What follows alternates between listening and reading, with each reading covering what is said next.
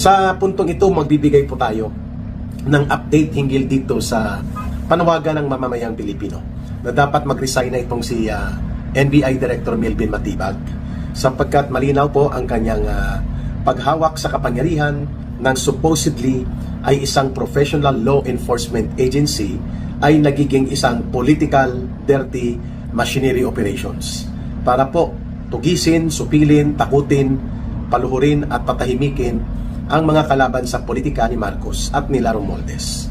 Kagaya po ng nangyayari sa ngayon. Kaya naman po, kung mapapansin nyo, ang title nga ng ating talakayan sa oras na ito, ang NBI ay dapat isang professional law enforcement agency at hindi ito ay political operator. Malaking pagkakaiba po ang political operator at professional law enforcement agency. Sapagkat ang NBI bilang law enforcement agency ay hindi dapat ginagamit at iniimpluwensyahan sa politika. Lalo na kung ang pinag-uusapan po ay banggaan ng mga political interests ng mga politiko. Which obviously, ganyan po ang ginagawa ngayon ni Matibag sa ilalim ng kanyang pamunuan, nagiging lantaran at garapalan po ang pag-aakto ng NBI na parang ito ay isang marumi na makinarya sa political operations na ginagamit nila Marcos. Pag sinabi pong political operations, kadalasan po ang ginagamit dyan, iniikutan ang batas. Ginagamit ang batas upang butasan ito at gamitin na latigo upang instrumento na salakayin, takutin at perwisyuhin to the point na paluhurin at lumpuin ang mga political opposition forces. The way things are being conducted right now dyan sa NBI under sa pamumuno nitong Director Melvin Matibag. Delikado po yan sapagkat ang poder at kapangyarihan ng gobyerno ay napakalaki at napakalawak. Ngayon kung gagamitin ito upang pagtakpan ng kunwari batas at itago po ang intensyon na maging mapanupil at maging manlulupig at tagapaglabag sa karapatan ng mga tao, ng mamamayan, lalo na yung mga tinitingnan ng gobyerno as critics nila sa administrasyon, walang kalaban-laban talaga ang mga mamamayan, kagaya ng nangyari kay Manong J. Sonsa. Mabuti po at si Ka Eric ay nasa Visayas area pa at mayroon tayong series of consultation for labor and industrial peace dito po sa area sa Visayas. Ngayon, kung nandyan ako, posible nangyari din po sa akin ang illegal na pagkakakulong dahil questionable nga ang warrant of arrest. Mayroon po din doong probisyon na napapatungkol sa illegal possession of ammunition. Hindi naman po yon ang kaso na isinampa ng Department of Justice, no? Doon sa warrant mismo.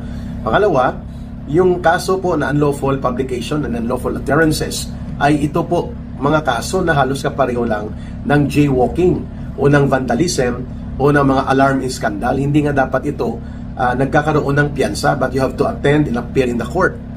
Yan po ang ibig sabihin yan, kaya naglagay ang Department of Justice ng bail not required. Bail not required, hindi po no bail, hindi po not bailable.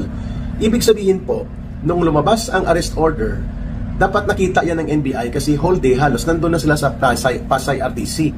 Nag-aabang sila kung paano nila mapapalusot ang pag-release ng warrant of arrest kasi the next day, holiday, May 1, May 2 and 3, Sabado, Linggo. So ibig sabihin po mga kababayan, mayroon talagang problema ang pagkakaroon ng intensyon ng NBI na supilin ang karapatan ni Manong J. Sonsa at posible pati ni Ka Eric na 4 na araw o 5 araw kang makukulong.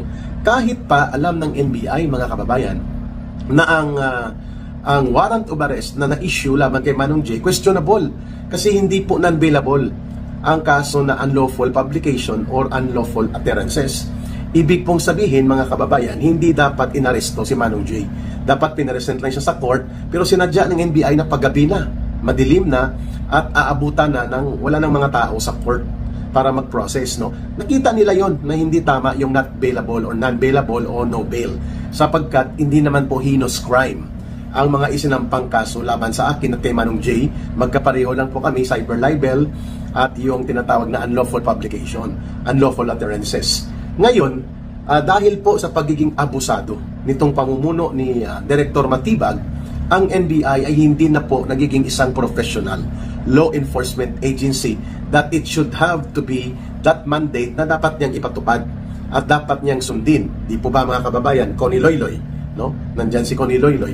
Pero malinaw po na ang nangyayari ginagamit na sa political operations, pananakot, panunupil, panggigipit, pamimerwisyo ang NBI sa pamumuno ni Matibag. At ito nga, nakita natin, hindi lamang si Ka Eric at si Jason Sa ang pinipirwisyo ngayon ng mga among the common faces na nakikita na hinaharas palagi sa kaso among the political personalities dito sa opposition movement ng mga mamamayan, kung saan aktibo po ako at si Ginoong Jason Sa.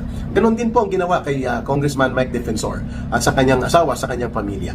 Ganon din po ngayon ang pananakot at mga gimmick ng pagpupustura ni Melvin Matibag na hindi niya sasantuhin ang Vice President Sara Duterte. Kaya nga, first time na sinampahan ng active criminal case and criminal complaint ng NBI pa si Sara Duterte o ang isang active and sitting Vice President na by tradition po, hindi yan ginagawa sapagkat ang Office of the Vice President po ay office na kapareho ng Vice ng Presidente, nagbibigay ng kortesiya dyan ang mga law enforcement agencies at ang iba pang mga sangay ng ating justice system sapagkat hinaantay mo na matapos ang kanilang termino o ang kanilang panunungkulan bilang Presidente at Vice President bago sila kinakasuhan, except kung related sa impeachment at nasa impeachment process.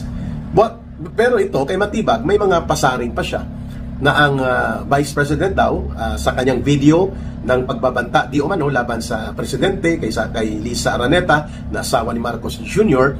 at kay Martin Romualdez, nag-evaluate daw ang tinatawag nilang Behavioral Science Department.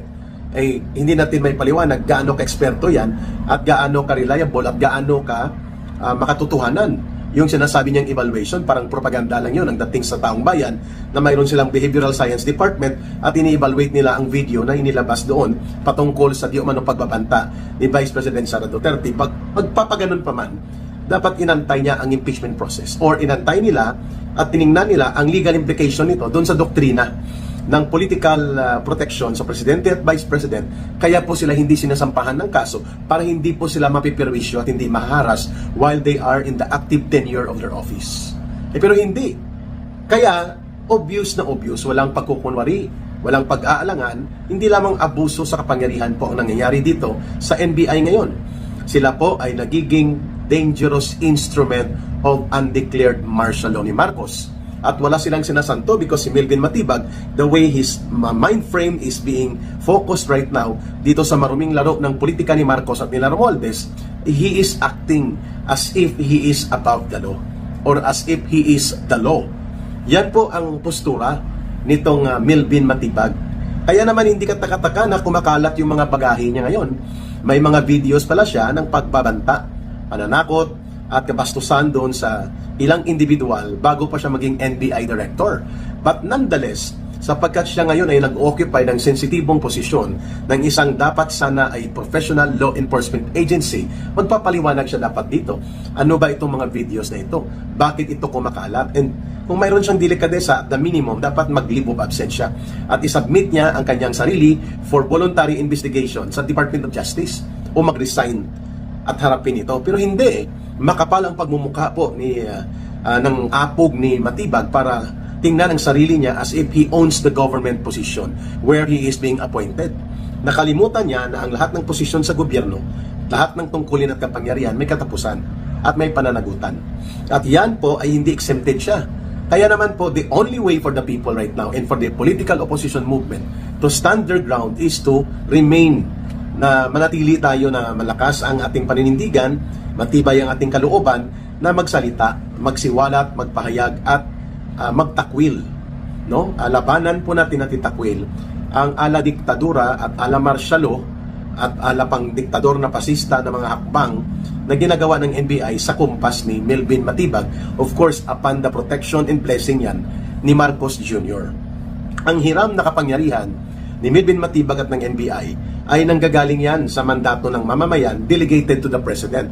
Kung matino ang Presidente at hindi abusado at walang interes na gamitin sa maruming laro sa politika, ang isang sana ay isang professional law enforcement agency kagaya ng NBI, agad-agad po dapat sinisita at pinupuntuhan ni Marcos Jr. si Melvin Matibag na itigil mo ang iyong pangaharas na parang bulldog ka na kung ano-ano ang inaatake mo. at kung ano-anong ginagawa mo. But the president is silent. Well, ano bang mai-expect mo sa presidente na inakusahan mismo ng kanyang sariling kapatid na nalululong sa droga? How can we expect ng isang matino na pagdedesisyon at matinong pagdidisiplina coming from Marcos Jr. if the allegations being heard against him by many witnesses, lalo na po sa public revelation ng kanyang kapatid na si Senator Amy